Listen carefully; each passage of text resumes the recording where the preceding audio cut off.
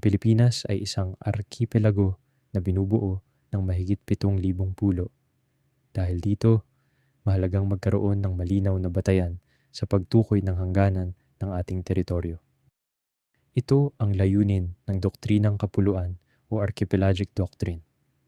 Ayon sa doktrinang ito, ang lahat ng pulo at katubigan sa pagitan ng mga ito ay bumubuo ng isang nagkakaisang teritoryo.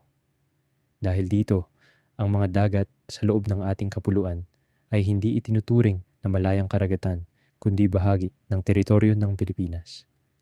Ang pangunahing konsepto ng doktrinang kapuluan ay ang pagkakaisa ng lupa at tubig sa pamamagitan ng archipelagic baselines o mga guhit na nag-uugnay sa pinakalabas na bahagi ng mga pulo.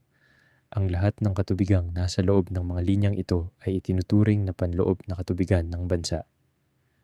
Nangangahulugan ito na may ganap na kapangyarihan ng Pilipinas sa mga tubig na ito at maaaring kontrolin ang pagpasok ng mga dayuhang sasakyang pandagat alinsunod sa ating mga batas. May mahalagang papel din ang kasaysayan sa paghubog ng doktrinang ito. Noong 1878, itinakda ng Treaty of Paris ang hangganan ng Pilipinas. Kalaunan, isinama ang doktrinang kapuluan sa Artikulo 1 ng 1987 konstitusyon upang malinaw na ipahayag na ang lahat ng mga pulo at katubigan sa paligid, pagitan at nag-uugnay sa mga ito ay bahagi ng pambansang teritoryo. Pinagtibay rin ito ng United Nations Convention on the Law of the Sea o UNCLOS noong 1982 na kumilala sa karapatan ng mga bansang kapuluan na gumamit ng archipelagic baselines. Napakahalaga ng doktrinang kapuluan sa ekonomiya at seguridad ng bansa. Ito ang nagsisilbing batayan ng ating karapatan sa mga yamang dagat tulad ng isda, langis, natural gas, at iba pang likas na yaman sa loob ng ating nasasakupan.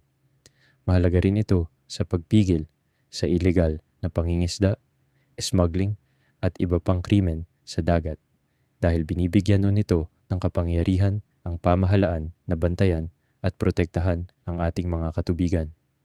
Sa kasalukuyan, patuloy na nahaharap ang Pilipinas sa mga hamon tulad ng isyu sa West Philippine Sea.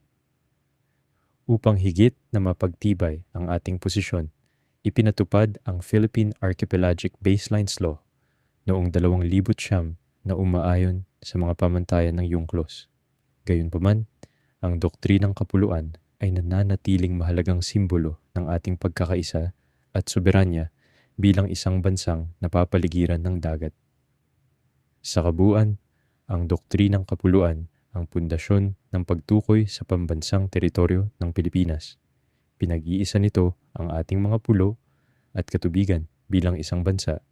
Pinoprotektahan ang ating likas na yaman at seguridad at nagbibigay ng matibay na legal na batayan sa pagtatanggol ng ating mga karapatan sa karagatan. Bilang mga mamamayan, mahalagang maunawaan natin ang doktrinang ito upang higit nating mapangalagaan ang ating bansa at ang ating pambansang soberanya